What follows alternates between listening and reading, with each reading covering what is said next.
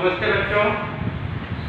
आज फिर इतिहास के इस वीडियो में आप सभी लोगों का स्वागत है। और यह इतिहास का जो दूसरा पाठ है, इस पाठ का हम दूसरा वीडियो आप लोगों के सामने प्रस्तुत कर रहे हैं, भेज रहे हैं। लगता है आप लोगों को बातें समझ में आएंगी, ध्यान से सुनेंगे। बच्चों, इस पाठ में आपका पाठ है इतिहास लेखन भारतीय परंपरा। इस पाठ में हम सभी लोग दो भाग के इतिहासों के बारे में जानेंगे। एक तो पहला है मध्ययुगीन इतिहास लेखन, मध्ययुगीन इतिहास लेखन के बारे में जानेंगे। दूसरा है इसमें आपका आधुनिक कालखंड का इतिहास लेखन और अंग्रेजों का इतिहास। ऐसे ही आप सुनिए, एक तो मुगलों के काल में जानेंगे, मुगलों का शासन व्यवस्था, उनका इतिहास कैसे रहा, उनके शासनकाल में प्रजा को, लोगों को किस तरह की सुविधाएं, किस तरह के कार्य करने पड़ते। दूसरा अंग्रेजों के बारे में।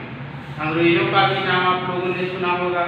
हमारे भारत देश पे कई वर्षों तक इन्होंने शासन किया और हमारे भारत देश को हर तरह से आर्थिक, सामाजिक, राजनीतिक तरह से तंग छिन्न भिन्न करने का कार्य किया।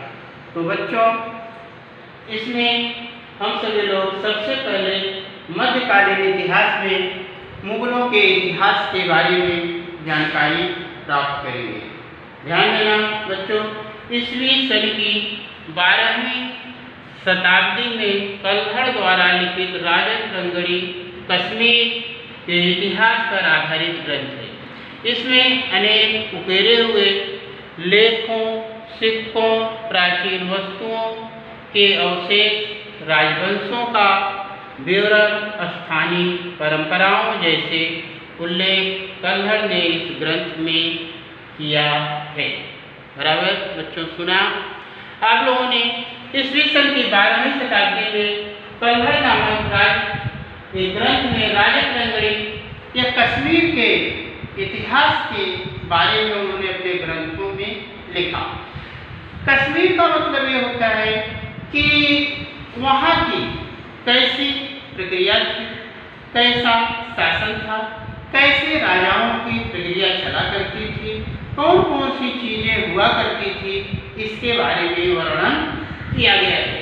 इसमें स्थानीय परंपराएं, सिक्के, साथ में प्राचीन वस्तुएं, अवशेष हैं। जैसा कि आप लोगों ने प्राचीन इतिहास में मैं सिक्कों के बारे में विवरण को बताया था।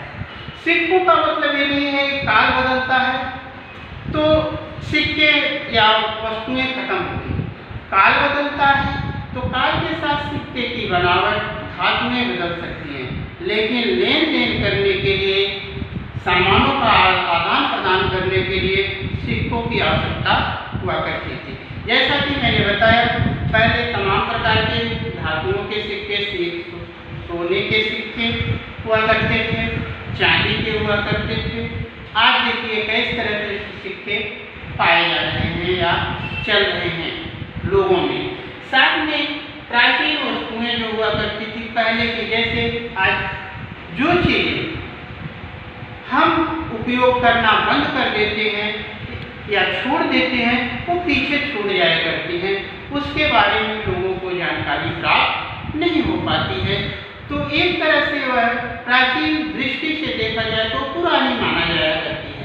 इसी के साथ साथ ये सारे विवरण को साथ इस ग्रंथ के साथ साथ समावेश करने के साथ साथ स्थानीय परंपराएं, अभी लोग जैसा भी कहते हैं, कोस कोस पे पानी, सवा कोस पे पानी, जगह जगह पे बदलाव हुआ करते हैं। तो मानव क्या करता है, अभी थोड़े दूर जाएंगे, वहाँ की परंपरा, रीति रिवाज और तरह के कार्य अलग अलग हुआ करते हैं। तो इससे क्या होता है, मानव तरह तरह की प्रक्रियाओं को, तरह तरह की वेशभूषा, तरह तरह के खान पान, तरह तरह की रहन सहन, तमाम चीज़ों का उपयोग किया करता है, भाषाओं का भी अलग अलग उपयोग किया करता है। जैसा कि आप सभी लोग पूरे देश को देख रहे हैं, अनेक भारत जो है विविधता का देश है, अनेक भाषाओं का प्रयोग करने वाला देश है।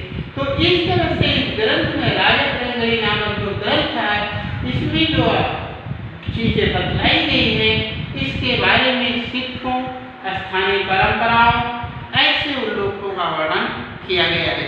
स्थानीय का मतलब वेशभूषा भी वहाँ की अलग रही होगी। कश्मीर का जो वर्णन आप सुन रहे हैं, वहाँ के लोगों का बातों में और चीज़ों में, खान पान में और सारी चीज़ों में अंतर पाया जाता है। इसी तरह से आगे बढ़ते हुए देखेंगे बच्चों, मध्य युगीन मुस्लिम इतिहासकारों में जियाउद्दीन बरनी द्वारा लिखित तारीख ए फिरोज शाही। बच्चों, मुस्लिम इतिहासकारों में जियाउद्दीन बरनी द्वारा जो लिखा गया ग्रंथ है, उसका नाम क्या है?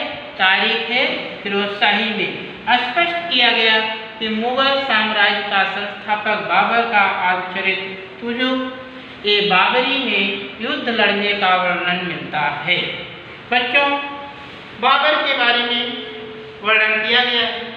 बाबर, जैसा कि आप लोग जानते हैं, बाबर भारत देश का रहने वाला नहीं था।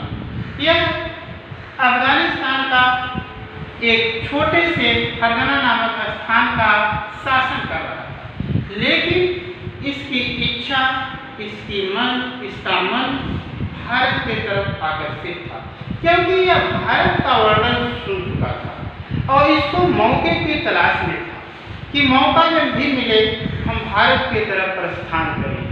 उसी तरह से एक समय ऐसा आया कि पंजाब, दिल्ली, दो प्रदेशों के छोटे छोटे राजाओं में उलझन हुई आपस में।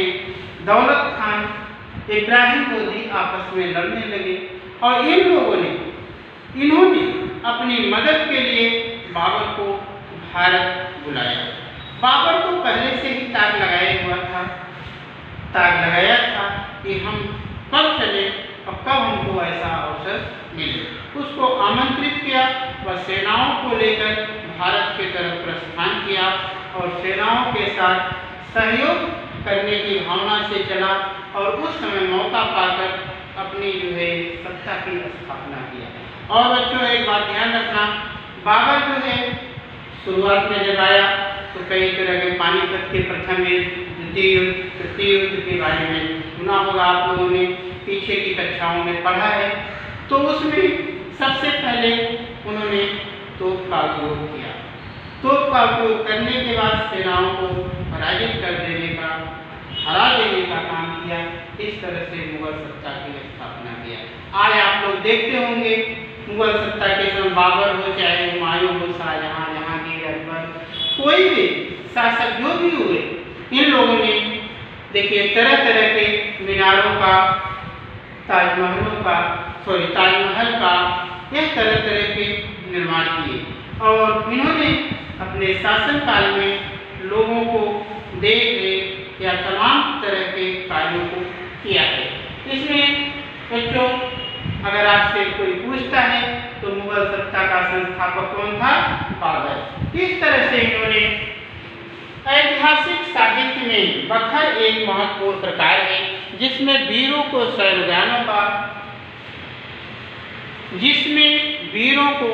शौर्यगानों का बखान, ऐतिहासिक गतिविधियां, युद्धों, महापुरुषों का चरित्र का वर्णन है।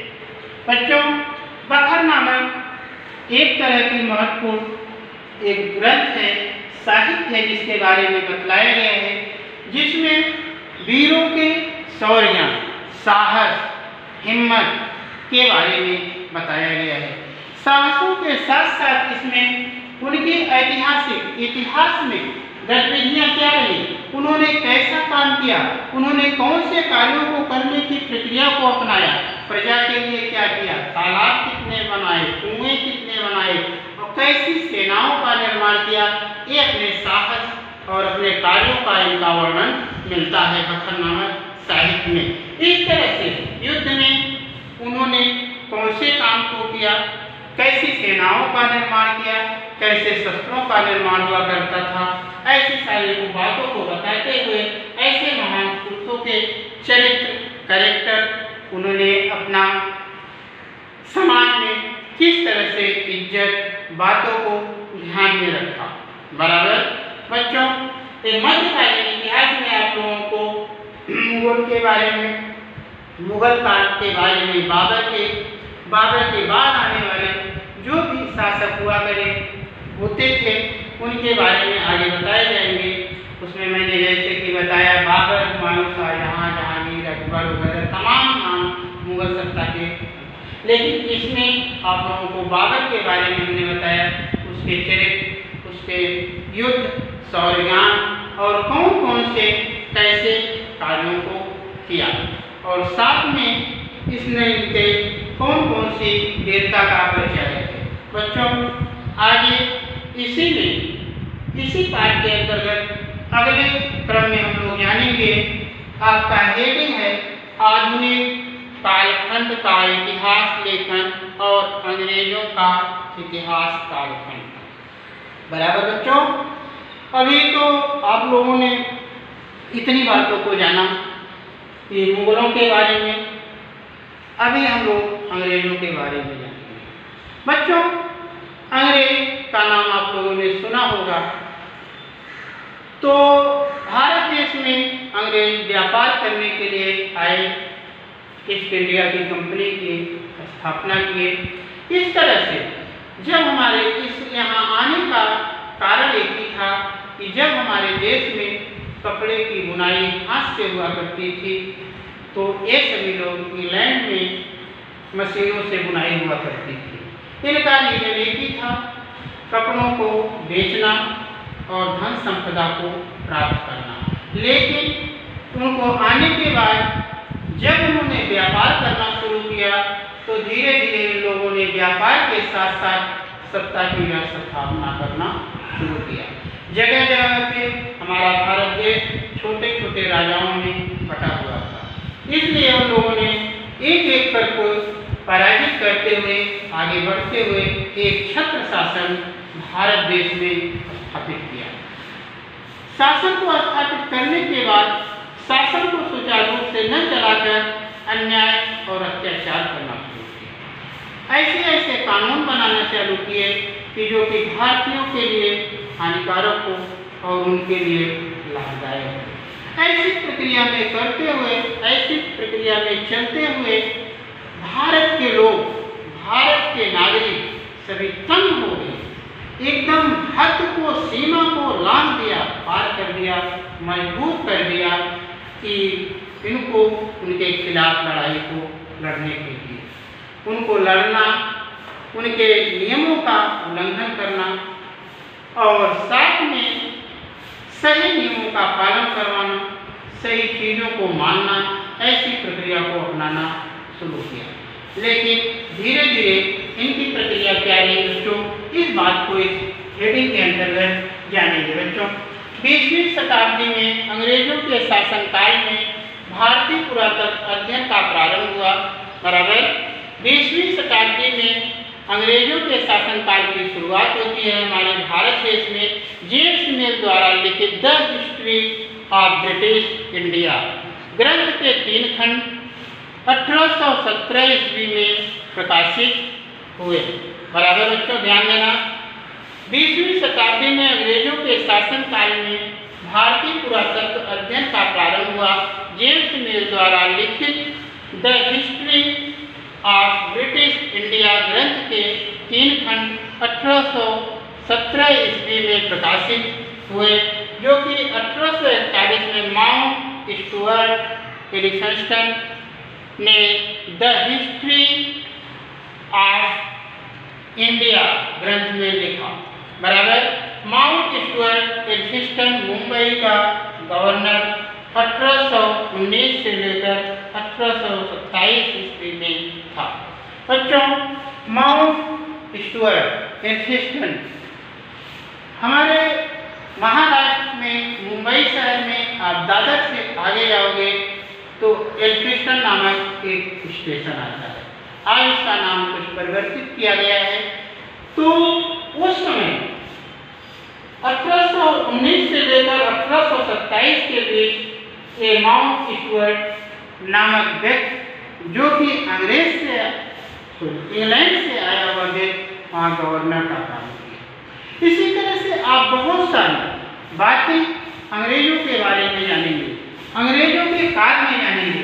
जैसे कि जो भी प्रक्रिया थी, इन्होंने अपने अध्ययन में, अपने कार्यों में, अपने ग्रंथों के माध्यम से, अपने नियमों के अंतर्गत सारे कार्यों को किया।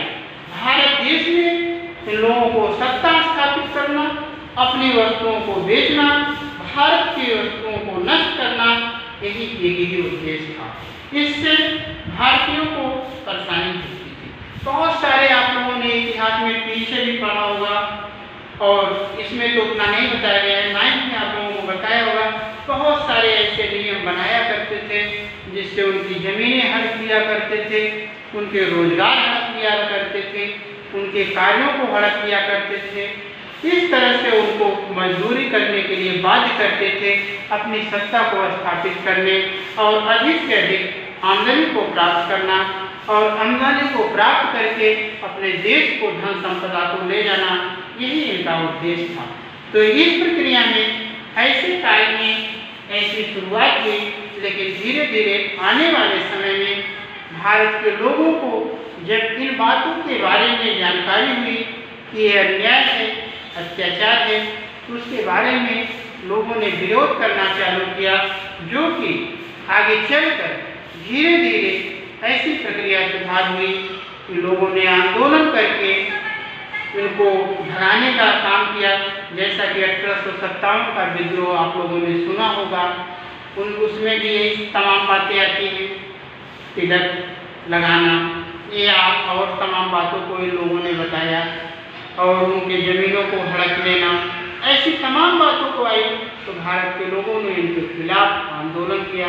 तमाम इसमें आंदोलन में लोग खुलकर सामने आए, अपना विशेष योगदान दिया। इसी गवर्नरों में शासन करने वाले लोगों में तमाम लोगों का ऐसा फोटो आप लोगों को आगे देखने को प्राप्त होगा। इन्होंने देखिए अपने कार्य में अपने कार्यों को करने का काम किया और अपनी प्रक्रिया को अपनाया। तो बच्चों, हमारे ख्याल से इस पाठ के अंदर इस वीडियो का जो दूसरा भाग है, इसमें आप लोगों को अच्छे से समझ में आया होगा। मध्यकालीन इतिहास में मुगलों का काल, बाबर के बारे में, ग्रंथों के बारे में, उनकी सभ्यताओं, संविधानों, तमाम बारे में बताया। और जो इधर आधुनिक कालखंड में प्रक्रिया थी, इसमें अंग्रेजों के बारे में जो भी बातें हमने आप लोगों को बताया, हमारे ख्याल से आप लोगों को समझ में आई होंगी। जो चीज़ें आप लोगों को समझ में नहीं आती हैं, वीडियो सुनने के बाद आप लोग उसको पूछ सकते हैं या उसको निशान करके रखेंगे। जब हम मिलते हैं स्कूल खुलने के या किसी तरह की प्रक्रिया के समय, तो आप वो पूरा कर सकते हैं। तो बच्चों, आज का इस पाठ के अंतर्गत आज इतना ही। धन्यवाद।